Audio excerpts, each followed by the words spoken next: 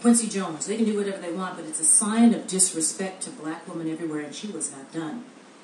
She went on to say, listen, I'm not a mean person, but I'm very firm in what I believe in. Birmingham was a very scarring place. Nothing per se happened to me. It was just things you heard about that happened to other people. Everything for you was less than it was for other people, as though it is better today. And though it is better today, my grandsons hate, and I say, hate white people. Her candor took my breath away. I felt like the hair on the back of my neck standing on end. And I had to decide what to do with this. I decided in the end to include this in my story because it stood in some ways in contrast to my father's experiences. But I decided to include it also because I sit on the path of eavesdropping on this honest conversation. And if you want to have an honest conversation, as I said, sometimes it's going to give you heartburn. You know, when you rarely hear the kind of freely expressed loathing that you heard from Julia Beaton. But sentiments like hers, if aired, would likely elicit empathy or understanding among black and even some white Americans, for they are rooted in abysmal pain caused by racial strife.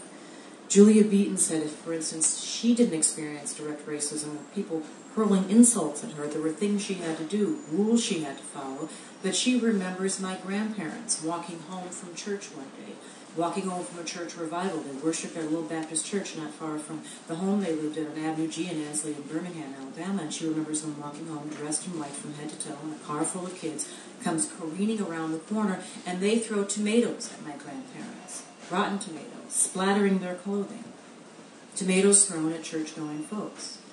Now, no one in my family had talked about this story. I didn't hear it, but I heard it from Julia Beaton. And she expressed more anger than anyone I had heard in my family. Now, just because I didn't hear that anger doesn't mean that that anger was not felt in some way. But she talked about it. She had the courage to talk about that. And you may condemn her for her words, but I think you have to commend her for her action. She had the courage to say the kind of thing that you don't normally say in polite society. Imagine a white American saying the same thing.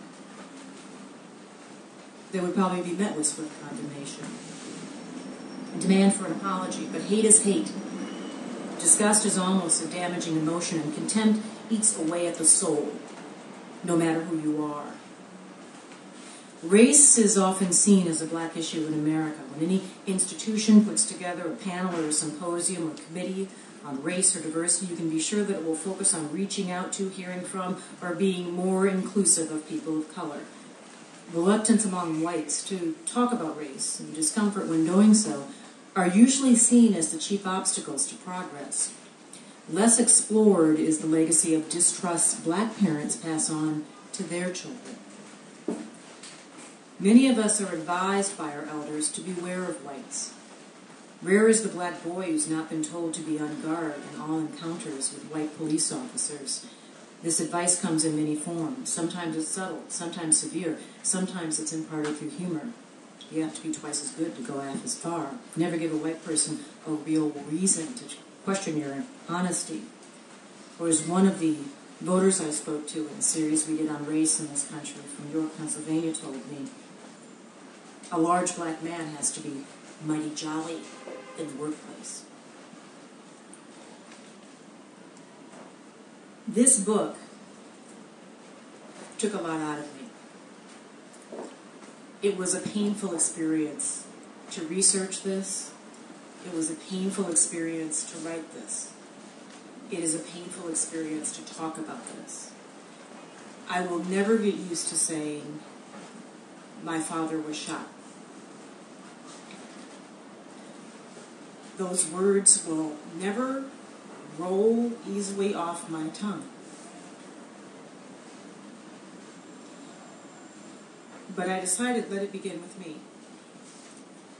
That if we are going to attempt to have some kind of conversation, that perhaps in small spaces, word by word, step by step, sentence by sentence, we can hear each other out.